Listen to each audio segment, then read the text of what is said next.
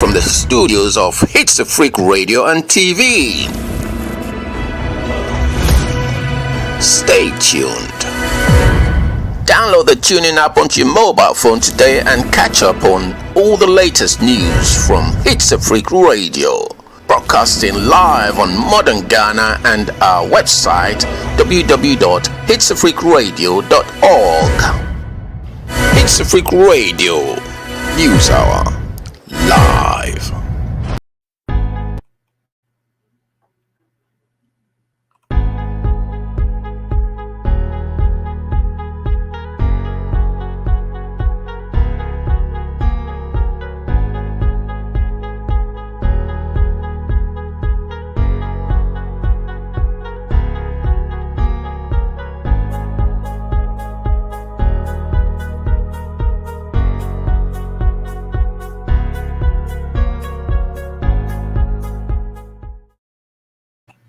You're listening to Hitzafrik Radio. Keep it locked. Good morning. The time is exactly 15 past the hour, 8 o'clock GMT in the studios of Hitzafrik Radio. We are transmitting live on Facebook and YouTube at Hitzafrik Radio. My name is Abena Ahwinie, your uncle this morning, and to the news headlines. I will support your vision, free SHS policy. Nkoko pleads on manhunt for woman who kidnapped child of 4 years. Victims of 4 soldiers arrested under shadow of COVID blaze. These are many other stories I bring your way this morning. Stay tuned as I bring you the news in details. I will support your vision, free SHS policy.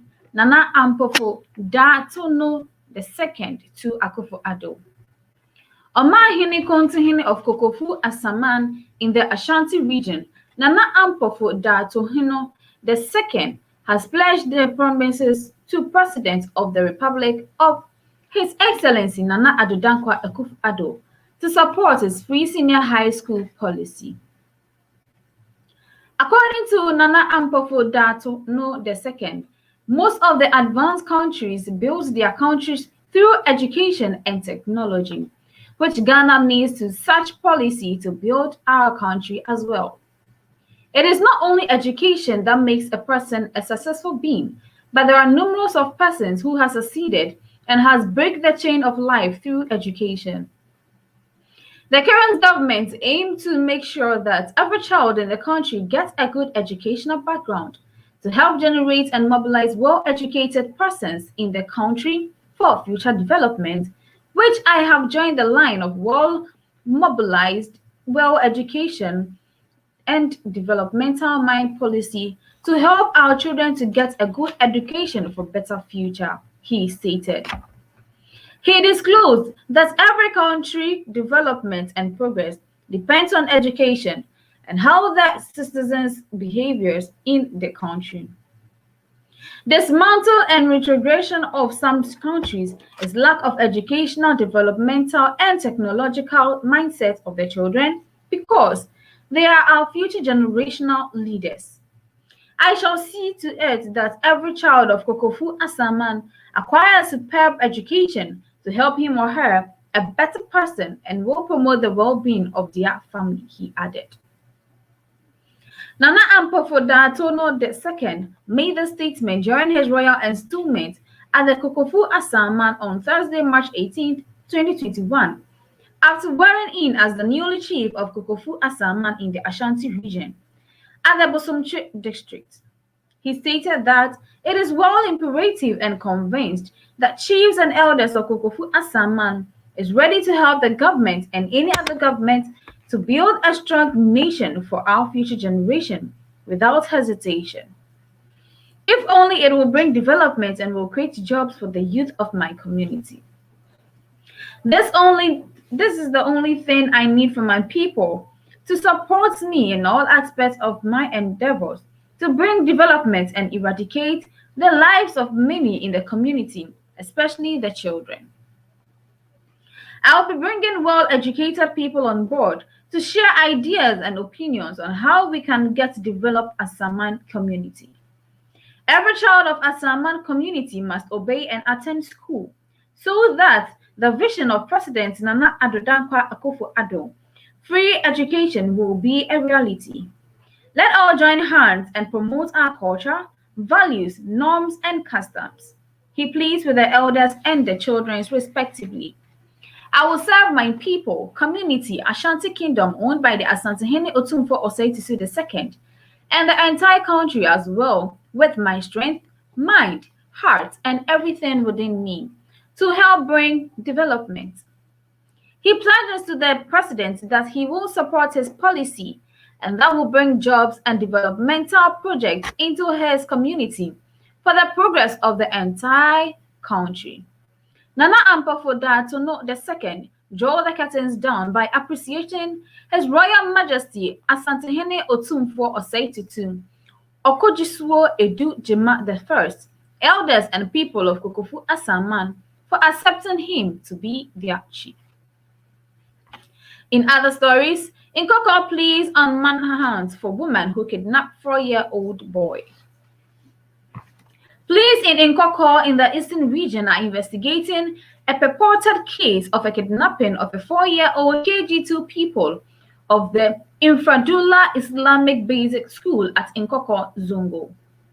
Alhaji Mohammed Abdul, father of Mansour Mohammed, told Ghana Web in an interview that he received a call from his wife Monday afternoon that one of their 5 children failed to return home with his siblings after they closed from school. According to information gathered by Ghana Web, the unidentified woman was spotted in front of a school gate, calling out the children of the couple aged between 4 to 6 years to her side. They closed from school yesterday around midday, and a woman stood in front of the school calling out to my children, to she distraught father told Ghana Web.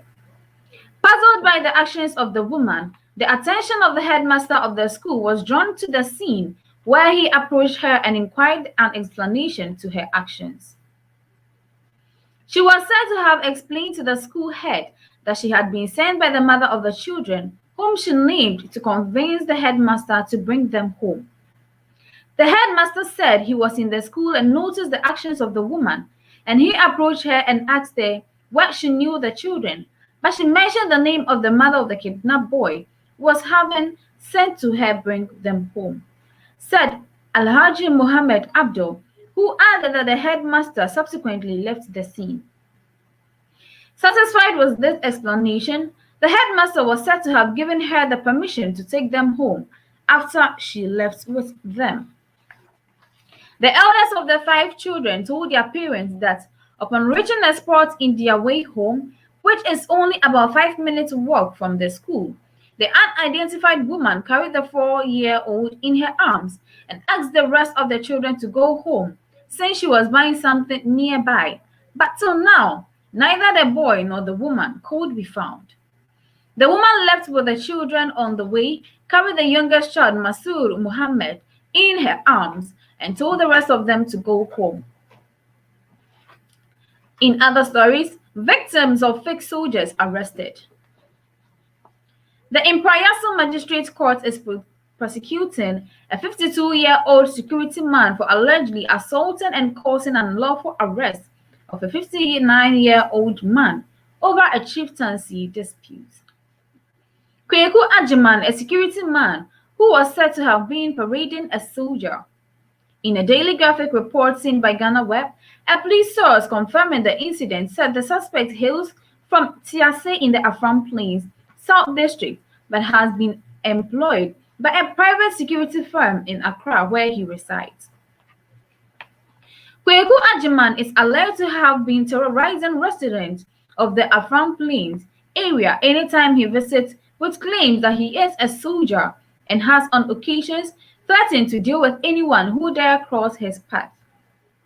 According to the Daily Graphic, Kweku Ajiman and his 59-year-old victim were 2 weeks ago invited to Obokwe to resolve a chieftaincy dispute pending at Tiase between 2 clans. The two, having attended the meeting at the palace of the Opo chief, left for their various destinations, but while on the way back, the suspect, who was in a taxi, ordered his driver to speed up and cross the victim, who was also in a different car, around Obo Cemetery heading towards the Obomen Mprayeso Road.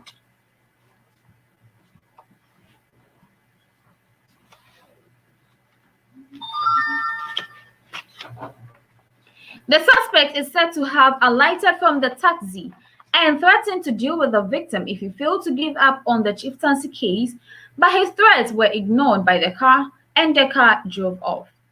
The victim was again accosted by the suspect at the Empire's lorry station, where he had stopped to buy bread. While in the process of buying the bread, the suspect arrived and without any provocation assaulted the victim. Ajiman handcuffed and caged the victim after subjecting him to severe beatings. The action by the suspect is said to have attracted the attention of some taxi drivers and community police assistants at the scene who sought to verify the facts behind the incident. The suspect reportedly told the crowd that the 59-year-old Kwesi Ofosu was a thief who had been declared wanted in Accra, for which he had been assigned to effect his arrest. The suspect, who was then questioned by the community police assistant to provide his identity, identified himself as a soldier from Accra. He was then asked by the officers to follow them together with his victim to a police station where he could write his statement. The suspect, however, managed to dodge the officers while they were on their way to the police station, leaving his victims in the hands of the community police assistants. The victim, Kwesi Ofosu, who knew the residence of the suspect in Accra, later led the police from Mprayeso with the assistance of the airport police to the suspect's house around the Nyahu clinic, where he was apprehended. The police, upon a search in the suspect's room, found 3 uniforms of the Ghana Army, a handcuff, and some weapons, which were brought to the station as exhibits.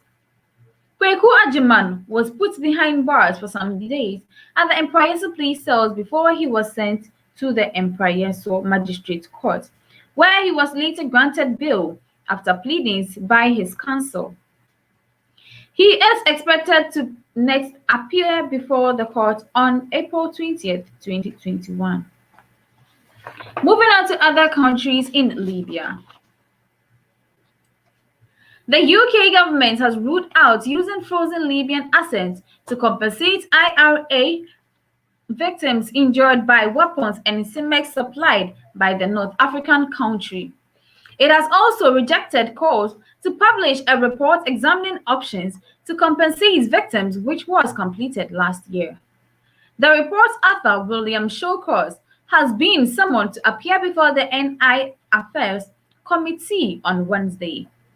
It is part of an inquiry into compensation for victims of Libyan-sponsored IRA attacks. Former Libyan leader Muammar Gaddafi's regime supplied large amounts of weapons to the IRA during the Troubles. Its Semtex explosives were used in numerous measures, such as the Enigma Remembrance Day bombing in 1987 and 1996 attack in London's Docklands. Libya to tax cash should go to IRA victims. In a written statement to Parliament on Tuesday, Minister for the Middle East and North Africa James Cleverly said the internal scoping report was commissioned to provide advice to ministers and draw on private and confidential conversations. Soldiers and civilians help survivors. These include why the government is legally unable to access £12 billion in frozen Libyan assets to compensate the victims. Mr. Cleverly said that the frozen assets may not be seized by the UK government. He also ruled out using public funds to compensate to victims and then reoccupying the money from the Libyan government. He said the responsibility for providing compensation lies with the Libyan state, and the government had urged the authorities at the highest level to engage with UK victims. But Mr. Cleverly added there were clear practical difficulties in obtaining compensation from Libya because of the ongoing political and economic instability. He suggested victims should avail of the current injury compensation schemes in the UK, and he also pointed to the Troubles Victims Pension, which may provide another avenue for compensation. In 2004, Libya agreed to pay $1 million compensation to the families of each of the 170 people killed in the bombing of UTA Flight 772 in 1989, he said. The German government secured $35 million for those killed in the 1986 bombing of the La Belle Discothèque in Berlin. After all these years, our citizens have received a little more than warm words and sympathy. There should be a point of embarrassment for the government. We will be challenging the government further on this matter in Parliament. Moving on to other country, in Egypt. Egypt's Suez Canal blocked by large container ship. View across the deck of a container ship entering the Suez Canal, Egypt, with the city of Suez at upper right. Egypt's Suez Canal has been blocked by a large container ship that ran around after losing control, causing a traffic jam at cargo vessels in the region. Tugboats were deployed to help shift the 400 meters long, 1,312 feet, and 59 meters wide ship the Ever Given, but there are fears it could remain trapped for days. The incident occurred just north of the port of Suez early on Tuesday. The waterway connects the Mediterranean to the Red Sea, providing the shortest sea link between Asia and Europe. The Evergreen, registered in Panama, was bought for the port city of Rotterdam in the Netherlands from China and was passing northwards through the canal on its way to the Mediterranean. It became trapped about 7:40 local time, 5:40 GMT on Tuesday.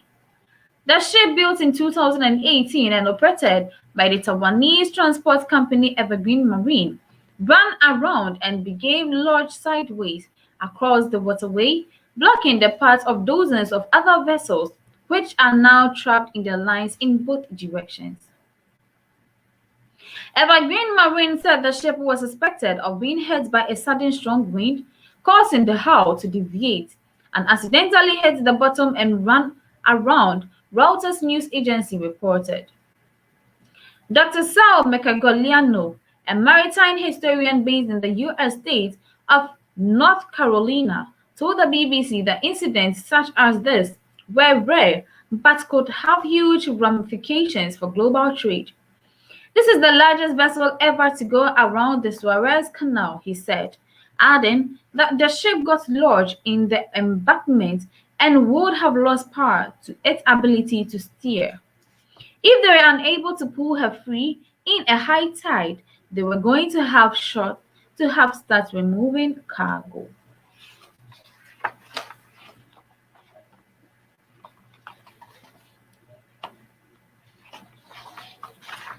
Here lies the end of the local story. Stay tuned as I bring you the foreign news.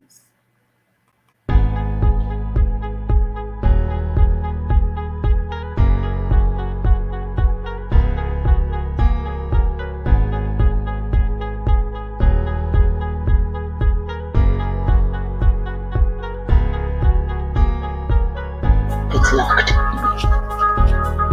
You're listening to Hitzafrik Radio. Keep it locked. You're listening to Hitzafrik Radio. Keep it locked.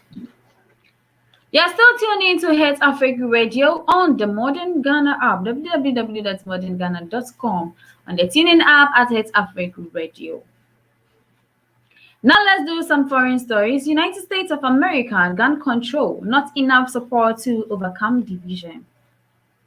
The standard political reaction to mass shootings in the United States has now become routine and often involves legislation becoming gridlocked at the federal level, a professor of law and expert in gun control has said.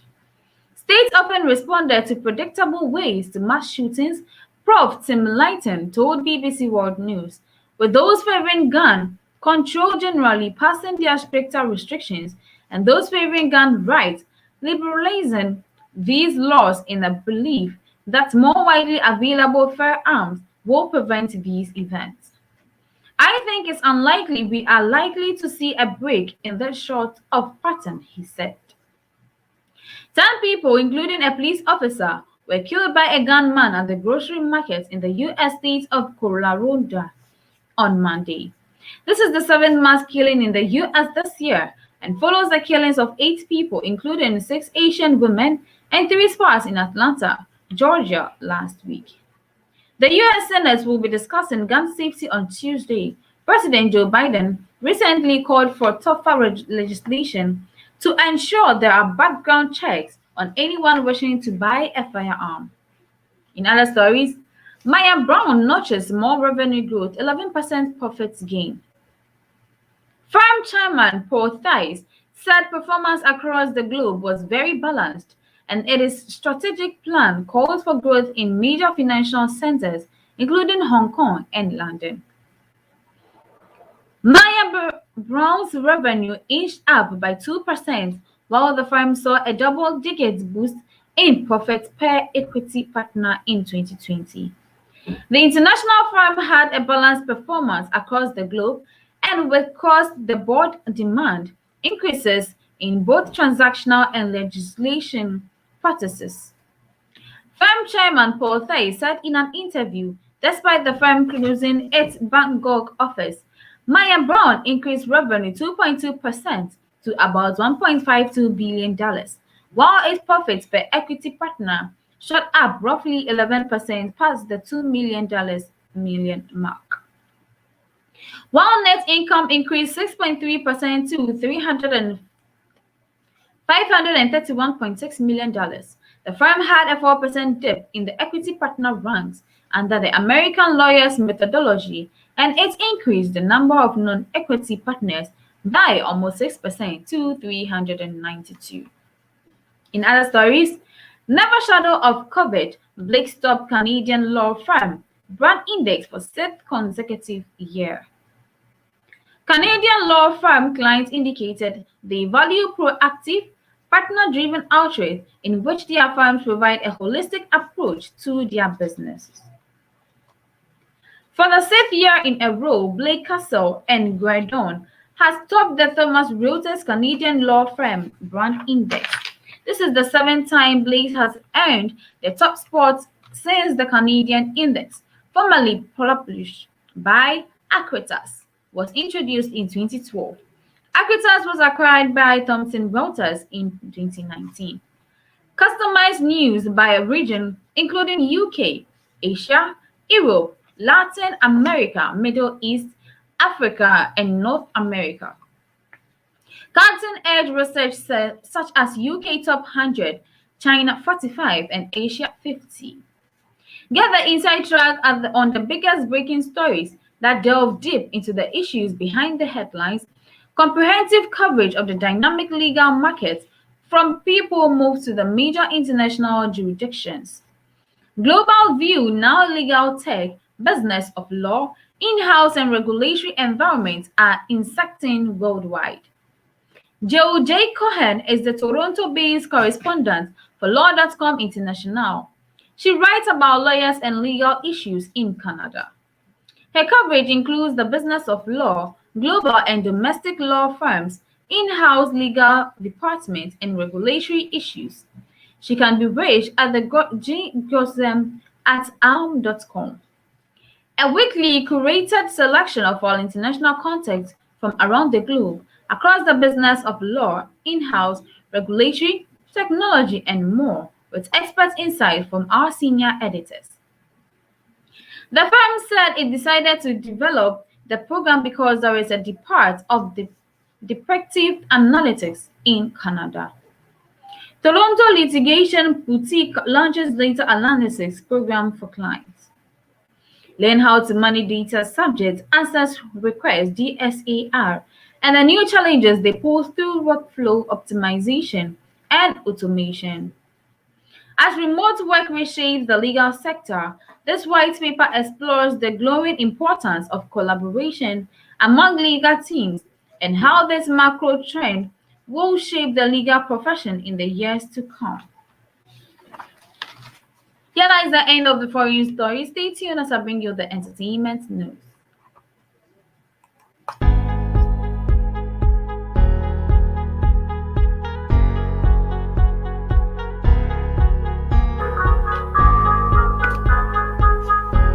listening to Hitzafrik Radio. Keep it locked. You're listening to Hitzafrik Radio. Keep it locked. You are still logged on to Hitzafrik Radio on our website www.hitzafrikradio.org. Don't forget to follow us on all our social media handles at Hitzafrik Radio. We are streaming live on Facebook and YouTube at Hitzafrik Radio. Now let's do some entertainment news this morning. Shetawale splashes money as he goes luxury shopping in America. Dancehall music stalwart Shetawale, known privately as Charles Ni Amamensa Jr., is currently out of the country on a trip to the United States. Shetawale, who arrived in the U.S. a few days ago, is staying in the Miami area of Florida. The Melissa hitmaker went out and about to shop for some goods and has given fans a look in new videos. At Shetawale Minima source Instagram, the video shows Shetawale went to buy some luxury goods at the Louis Vuitton shop. In the video and photo cited by yen.com.gh, Shetawale is seen inside a Louis Vuitton shop with a man standing beside him. In the man's hands were polythene bags containing boxes of the packed items Shetawale is believed to have bought. In other stories, two transgender women appeared on the most recent link-up with Munaguchi show and alleged that there are celebrated men in the country who are after their services. The ladies were involved in an exalted conversation about the LGBTQI community in Ghana and their experience as trans women in the country where it is illegal. Madina Bruni, who has undergone surgery to get her male genitalia replaced with a female one, stated that her dream was to marry a pastor. She added that she was currently dating a Belgium-based Ghanaian preacher and that their marital plans were advanced. The trans woman stated that she had been approached by several influential men in the country